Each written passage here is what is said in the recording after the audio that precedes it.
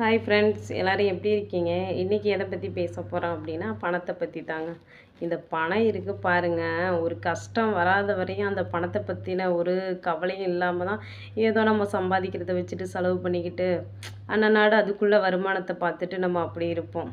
திடீர்னு ஒரு கமிட்மெண்ட்டு பெருசாக ஏதாவது ஒரு சிக்கலில் போயிட்டு மாட்டிட்டு நம்ம நகை எல்லாம் கொண்டு அடமானம் வச்சுட்டு இருக்கும்போது அப்போ தான் வந்து பார்த்திங்கன்னா, இந்த வர்ற பணத்தை வச்சு இதை பண்ணுவோமா, அதை பண்ணுவோமா, இப்படி பண்ணலாமா, அப்படி பண்ணலாமான்னு சொல்லிட்டு நைட்டுக்கெல்லாம் தூக்கம் இல்லாமல் திருப்பி திருப்பி கால்குலேஷன் போட்டு போட்டு பைத்தியமே ஆயிடுவோம் போலேங்க.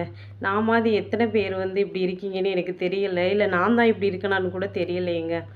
அதில் இப்போ என்னென்னா நைட்டுக்கு நம்ம தூங்குறது கூட அந்த பணம் தான் முடிவு பண்ணணுமா என்னன்னே தெரியலைங்க. அந்த டென்ஷனில் புரண்டு படுத்தாலும் தூக்கம் இல்லை, குப்புறப்படுத்தாலும் தூக்கம் இல்லை, எப்படி படுத்தாலும் தூக்கமே வர மாட்டேங்குதுங்க.